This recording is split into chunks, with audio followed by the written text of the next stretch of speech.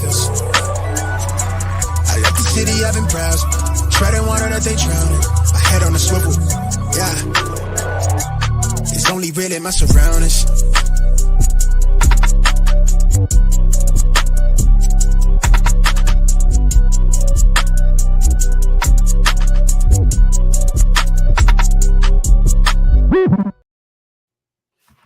Hello and welcome to another special edition of the Smash Accept podcast. I'm your host, Michael Royer. Find me on Twitter at Dynasty Dad FF. Joined as always by my main man, FFSnoog. Snoog, we're doing another roster review. Brian Earl loved his last one so much that he wants to get another one.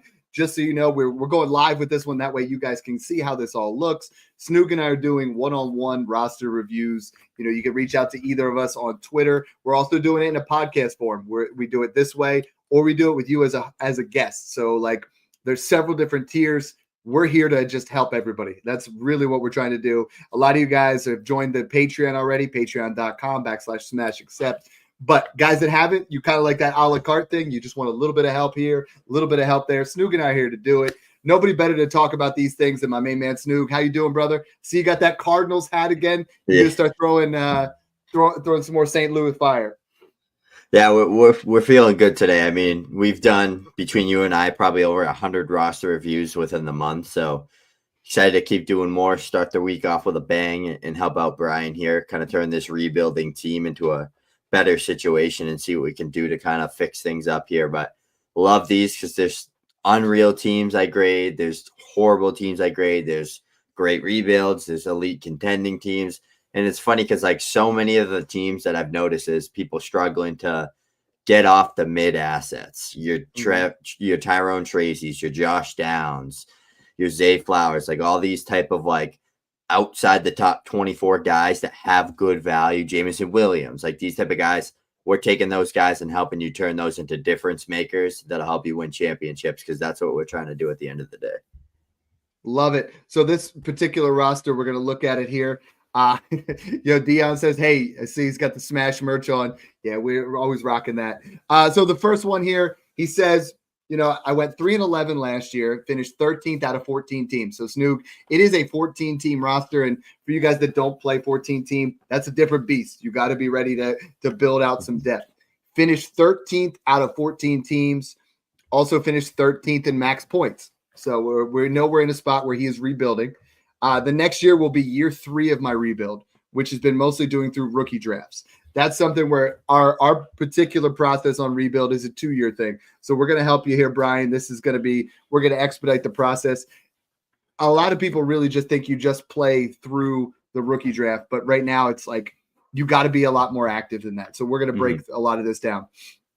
Finished last place last year, took Caleb with the 101. Was also very happy to get Bo Nix at the 109 and solidify my quarterback room. That was what we were preaching last year, is get your quarterbacks, get your wide receivers, so this year we can fill in. He said clearly have no running backs to speak of, which was done on purpose because of what I listened to you guys. Hopefully snag some in a loaded incoming running back class. Love that, because that's literally what we try to do here. So let's start looking at the roster here. We talked about the quarterbacks already. Caleb Williams at the QB1, Bo Nix at the QB2, nobody at the QB3. Snoog, I'm happy with that rolling in right now. This is a roster where right now I need to have 2 of these upside quarterbacks if I'm in a rebuild. I'm trying to go out there and actively pursue buying, tearing off a quarterback to get Caleb Williams, tearing off a mid-level quarterback to get a Bo Nix. He's set here at this position, which makes your rookie draft so much more fun, because 2026 rookie drafts or 2025 rookie drafts, taking a quarterback is bad. Like it's hard. Like one of these 3, I think, hits, but it's going to be really difficult. Yeah, he set this team up perfectly in the sense of, okay, we got Bo Nix, Sam Laporta, Rome Odunze, Caleb Williams is kind of our building block pieces. We have a George Pickens in there that has value, that could be a guy that you can get a random first for, you could use to tier up with. And then we get the draft capital as well. So like you said, we're trying to really take this roster and see if we can elevate it as a rebuilding team still going into 2026, where we can still land a top 1 to 3 pick, but still have a ton of assets where we're going into 2027 overwhelmed with what to do because we have so many good young assets. This is what you have to do, because I had a team last year through the 2024 draft where I loaded up on wide receivers and quarterbacks, and just the team is incredibly loaded with value right now. And I have been shaping it up and turning it into an absolute God squad by making trades and making moves and going after real cornerstone assets. You don't have to take players with your picks. You can trade for already established young elite cornerstone assets. But with this team, I see definitely flex is a weakness with Brenton Strange. Definitely Roma Dunze is a strength. Sam Laporte is a strength. Pickens is a good flex play plus. I'm fine with that. Demario Douglas, Rico Dowdle, Samaje Perine. To me, if we could turn those three into elite young cornerstone assets, we're going to be a top contender in 2027. So not this year, but the next year after. So that's what we're trying to set this team up for success, is kind of building out for the future and having options. So right now, going position by position, I think the quarterback position here, I give this a B plus.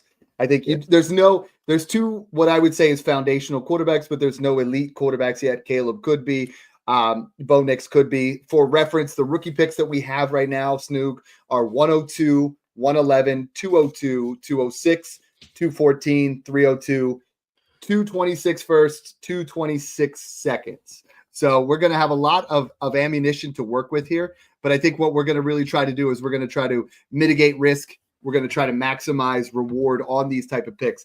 And I think that's the important part when we're actually talking about rebuilding teams, is we want to take away the riskiness. And I think you have two quarterbacks here. I don't feel there's a lot of risk in Caleb Williams or Bo Nix. I think both of them are going to give you fantastic value. So I'm excited for that part.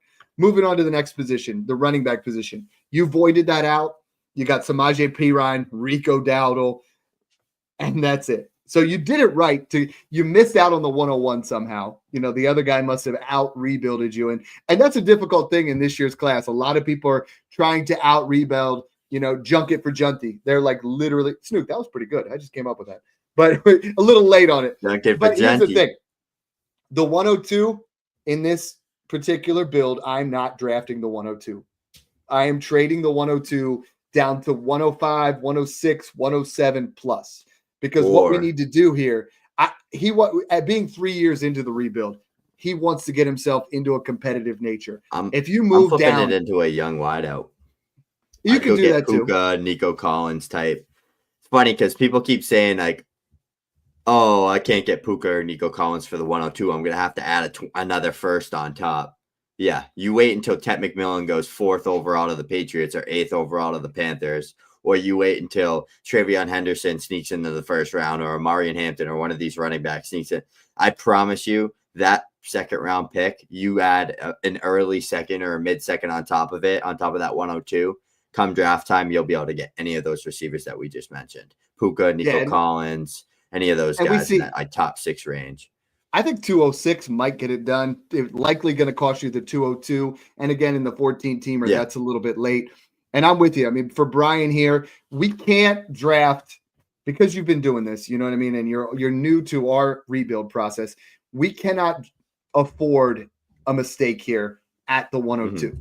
The 102, the reason we talk about insulating is Snoog. What I'm trying to do is, if we can't get an elite level wide receiver, I'm saying trade back to 106. Because I think from 102 to 106, 107, you can get a first in 2026. Yeah, definitely. And then once we get to 106, 107, now all of a sudden I'm like, and this is my new smash zone, but 111 to 204 in a 12 team. So in this one, we're looking at 111 to 201, but I'm moving back. Again. So I moved back to 107 and I added a first. Now I moved from 107 to 112. And now all of a sudden I add another first, or I add another value here, or I pick up something else, because then at the 111, you're going to get a wide receiver you like. It's going to be Burden. It's going to be Ibuka. It's going to be a running back. It's going to be Loveland. It's going to be Warren. You're going to get an asset here that we truly need. Because when I'm looking at the roster right now, the running backs are an F, and that's intentional. And I get that. And the quarterbacks, that's a B plus. The wide receivers let you down big time. Like your wide receivers are George Pickens, Demario Douglas, and Roma Dunze. I am grading this out comfortably at a C. Roma Dunze is close to a foundational wide receiver, but he's not. George Pickens is no longer valued that way. Demario Douglas this is a start 3. So the wide receiver room is very important to solidify. And Snoog, what we really got to do is with that 102 in Pickens for 107, 26 first, plus a guy that we like more. You got to upgrade from Pickens.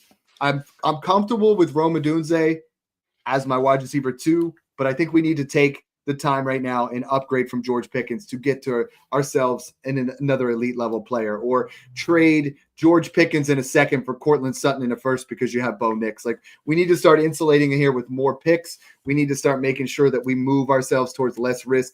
And George Pickens is risky as hell right now. Like, Rome Odunze has risk, but I think with Ben Johnson, I really like him as a wide receiver too. But George Pickens is really starting to scare me. As much as you and I loved him in the offseason, the only other wide receivers on the bench here is Whittington, Walker, and Johnny Wilson. So, and Jermaine Burton. A lot of flyers that you messed up on last year. You know, Wilson, Burton, those guys, they were flyers, and it just didn't work out. George Pickens is phenomenal. He's a very good player. The Steelers' offense is terrible. They have no quarterback. Their offensive coordinator sucks. Their offensive scheme sucks. His best bet is leaving that team and going into free agency, going to a Green Bay Packers, going to one of these elite offenses in need of a wide receiver 1 that can make consistent plays even when he's covered downfield, across the middle of the field, win after the catch. Like, he needs to be in an offense where he's the guy. And I think if he can be that, he could be a 1,200-yard receiver any given day in every given year.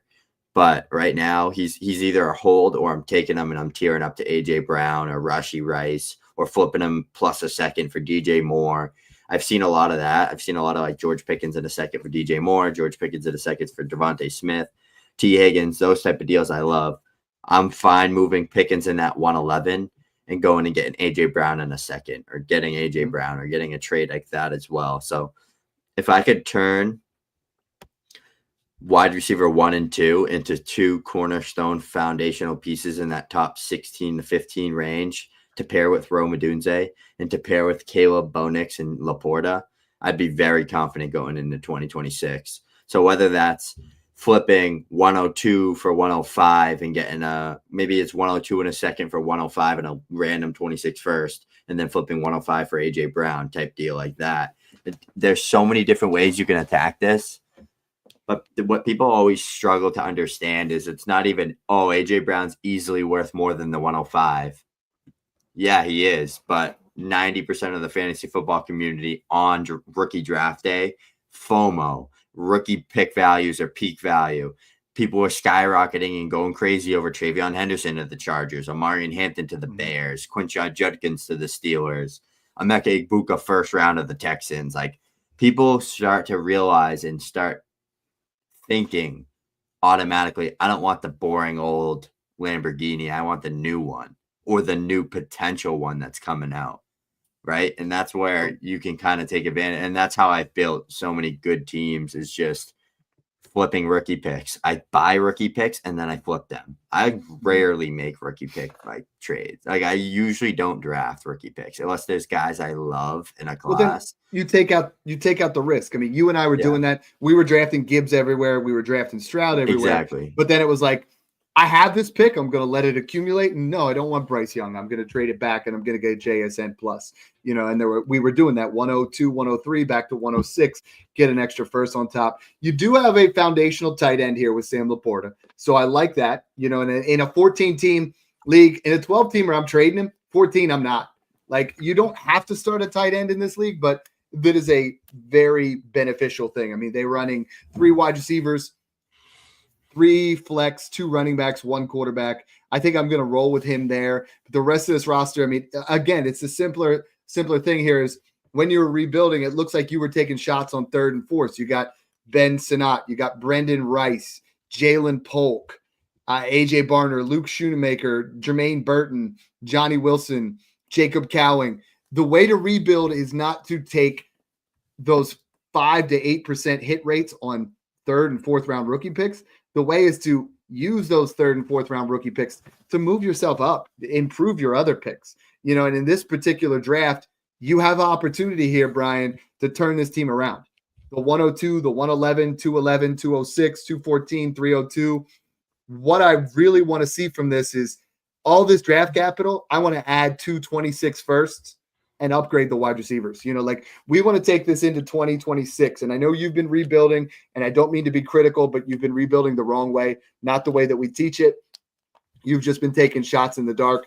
Snoog, if we could take 1-2, 111, 202, and we start tearing this thing back and get 2 more 26 firsts, I think it could be a contender with a shallow format, with the quarterbacks that he has. If they take the progression and we turn 102 into 107 and we take Ibuka, now all of a sudden you got another wide receiver and another 26 first. And at the 111, you go ahead and you either take, maybe who do we got in that area? Maybe Matthew Golden in this particular one. Maybe you get one of the running backs. You start to feast on other people because we want that 26, our 26 first to be early.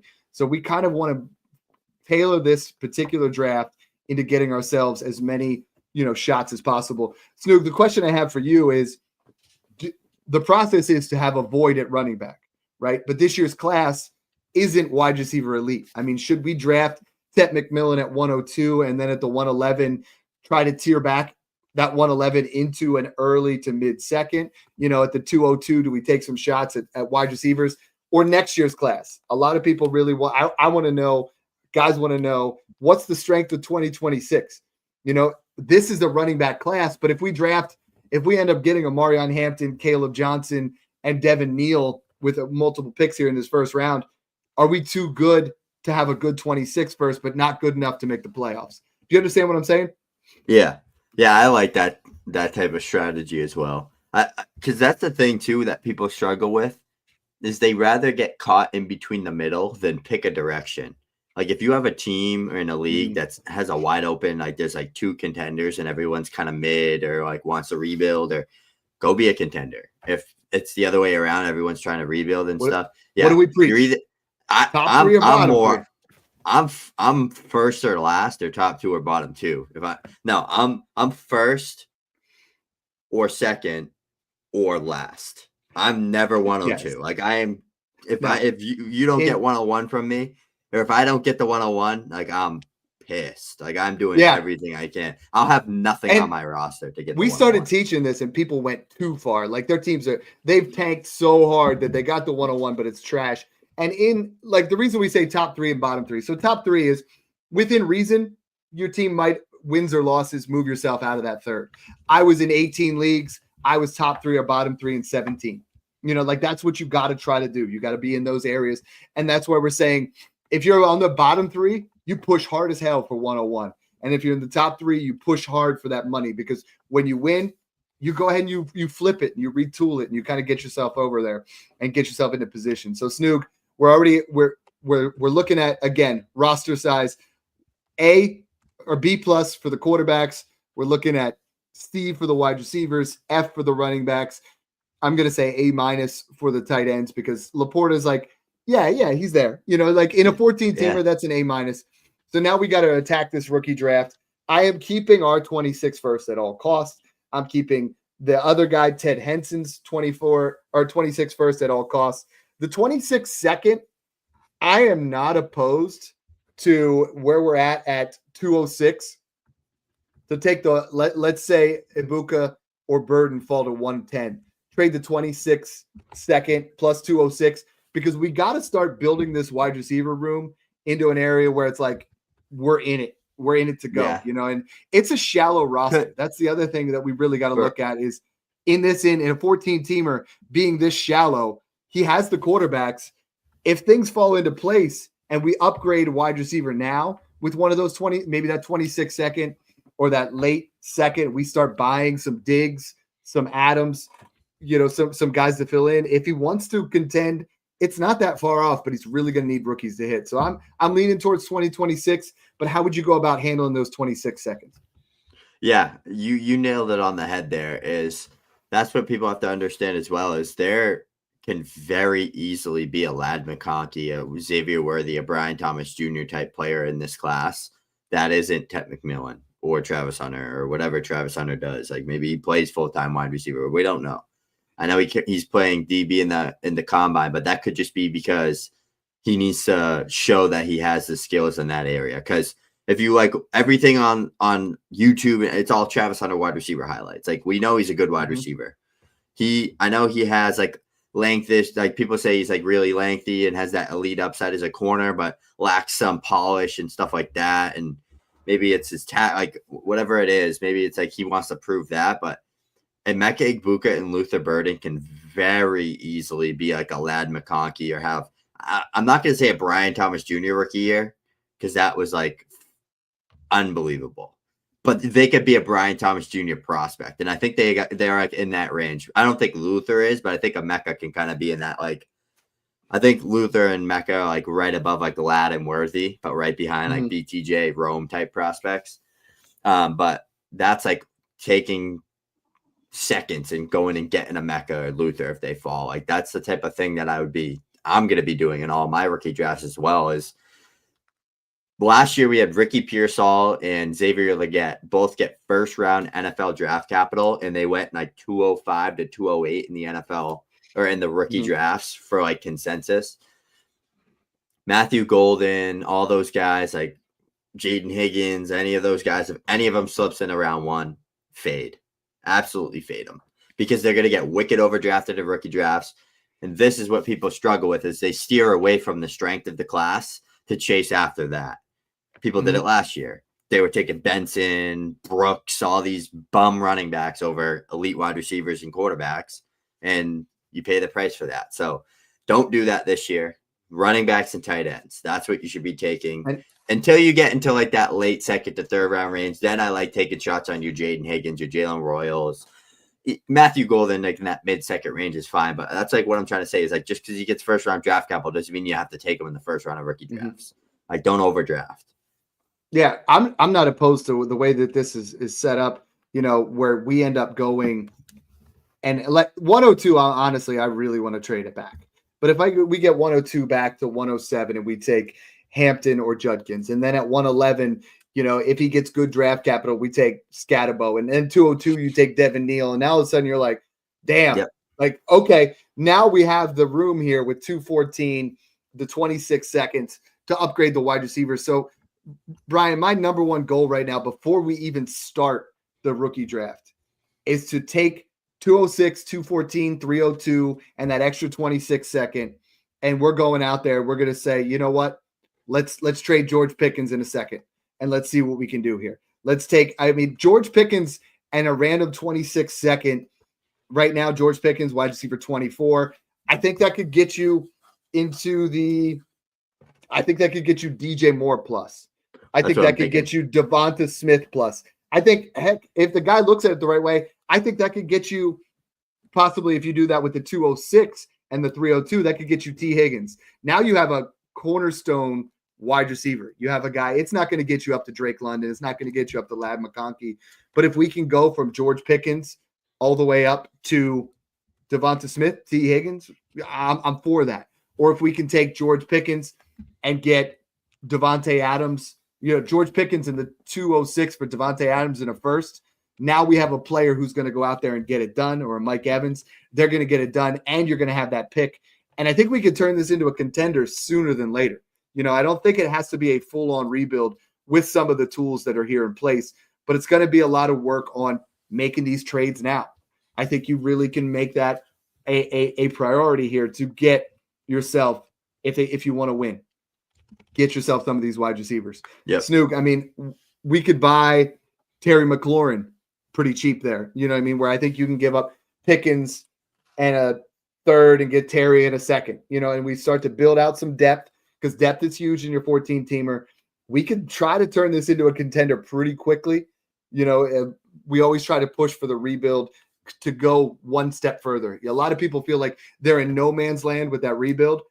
And it's like they start trading their picks way too early, or they start to just say, well, I'm just going to draft everything in this class. But this class, drafting the running backs and upgrading the wide receivers right now, this could be a contender pretty soon. And the thing with this running back class is people keep saying like, it's overhyped, this, that, the third. You have every NFL draft analyst out there, Mel Kiper, Tom McShade, Lance Zierlein, Daniel Jeremiah, Bucky Brooks, like you name it. all saying how historic this draft class is, comparable to 2017. I think it's 1998. I think it's 2011's another stud one. Then you have every single fantasy draft analyst out there saying it as well, that have been running numbers and numerical data and grading prospects for the past 20 plus years. Everybody's saying it. It's not like just a couple people started saying it and everyone followed along. Like, everybody believes it. NFL scouts believe it. They're gonna take the show in Indianapolis at the end of the month. I think it's very soon. Yeah, I think the 27th is when it starts. There's literally like 10 plus starting caliber running backs in this class. What separates it from the other classes, like people say 2017 was like, that's, in my opinion, the best one ever. I don't think it'll be on par with that one. I think that's going to be the best running back class ever. But like, it doesn't have like the true elite guys after Junty. Like, there's no like CMC. Like, they had CMC Fournette.